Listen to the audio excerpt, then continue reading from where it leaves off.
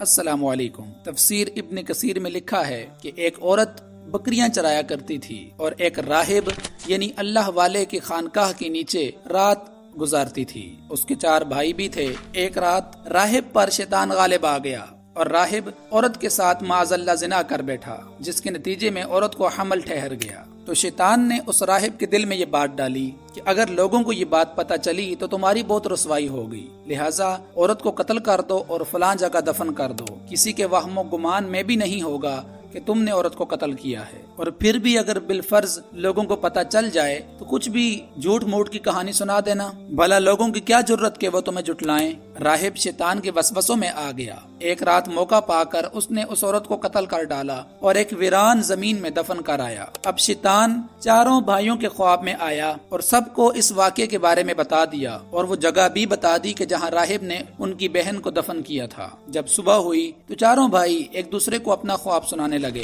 ایک بھائی بولا، یار میں نے آج رات کو بہت برا خواب دیکھا ہے اور مجھ میں ہمت ہی نہیں کہ میں تمہیں وہ خواب سناؤں۔ دوسرے کہنے لگے، اچھا بتاؤ تو صحیح۔ تو اس نے اپنا سارا خواب بتایا کہ فلاں عابد نے ہماری بہن کو قتل کر کے فلاں زمین میں دفن کر دیا ہے۔ دوسرے کہنے لگے، بھائی ہم نے بھی رات کو اس سے ہی ملتا جلتا خواب دیکھا ہے۔ اب انہیں یقین ہو گیا کہ جو رات ہم نے خواب دیکھا ہے وہ سچا خواب ہے۔ چنانچہ 4 بھائی بادشاہ کے پاس گئے اور بادشاہ کو سارا قصہ سنا ڈالا۔ بادشاہ نے 4 بھائیوں اور راہب کو کچھ سپاہیوں کے ہمراہ اسی مقام پر بھیجا۔ جب وہاں کھدائی کی گئی تو لاش برآمد ہو گئی۔ اب جب کامل ثبوت مل گیا تو راہب کو بادشاہ کے دربار میں پیش کیا گیا۔ اس وقت شیطان اس راہب کے سامنے حاضر ہوا اور کہنے لگا کہ اس تمام صورتحال کا ذمہ دار میں ہوں، لیکن اب بھی وقت ہے، اگر تم مجھے راضی کر لو تو میں تمہیں بچا لوں گا۔ وہ راہب کہنے لگا، تم جو کہو گے میں کروں گا۔ شیطان کہنے لگا، اچھا مجھے سجدہ کر لو۔ راہب نے شیطان کو سجدہ کر دیا۔